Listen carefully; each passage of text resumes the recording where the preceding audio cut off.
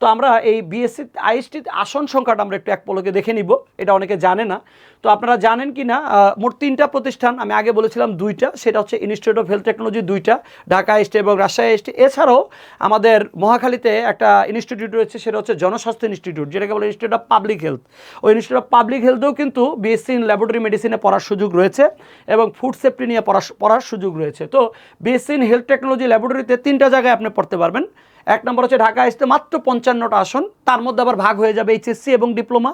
So যারা HSC candidate তারা কিন্তু এটা ভাববেন না যে আপনার আসন 55টা, আসলে 55টা না, এখানে আবার ভাগ হয়ে যাবে। ডিপ্লোমাদের জন্য আসন আছে, এইচএসসিদের জন্য আসন আছে। ঠিক রাজশাহী আইএসটিতে মাত্র 30টা, তাহলে 55, 30, 85 এবং জনস্বাস্থ্য ইনস্টিটিউট আইপিএস ঢাকা আইপিএস মহাখালীতে হচ্ছে 30টা।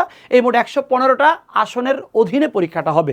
তো 115টা আসনের মধ্যে অর্ধেক আসন ডিপ্লোমা এবং অর্ধেক আসন প্রায় আমরা যদি এইচএসসি ধরে নেই, তাহলে সেক্ষেত্রে কিন্তু কম্পিটিশনটা কম না। আর এই কম্পিটিশনে যদি আপনি কামিয়াব হতে চান, জয়লাভ করতে চান, তাহলে কিন্তু আসলে আপনার অবশ্যই একটা মানে প্রিপারেশন বা প্রিপারেটরি ফেজের মধ্য দিয়ে যাওয়া ভালো।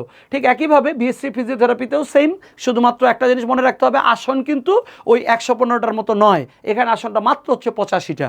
তার মানে এখানে ডিপ্লোমা স্টুডেন্টরাও পরীক্ষা দিবে, তারাও চান্স পাবে, আবার এইচএসসিরাও পাবে। আপনি 50-50 যদি ধরে নেন, তাহলে মাত্র 40-50টা আসনের ব্যতিরেকে আপনার মোটামুটি পরীক্ষায় অংশগ্রহণ করতে হবে। ঠিক একইভাবে রেডিওলজিতে মাত্র 40টা আসন। দেখেন আসন কিন্তু কমে গেছে, আমাদের বিএসসিতে ছিল 115টা, তারপরে চলে এলো 85টা, আর মাত্র 40টা আসনের এগেনস্টে আপনি পরীক্ষা দিবেন ঢাকা আইএসটিতে রেডিওলজিতে। কত ডিমান্ডিং সাবজেক্ট এটা আমরা অনেকে জানি না, তবে আমাদের এই সঠিক জ্ঞানটা, সঠিক তথ্যটা যে কত গুরুত্বপূর্ণ, আপনারা এই ভিডিওটা শেষ পর্যন্ত দেখলে আপনি এটা বুঝতে পারবেন।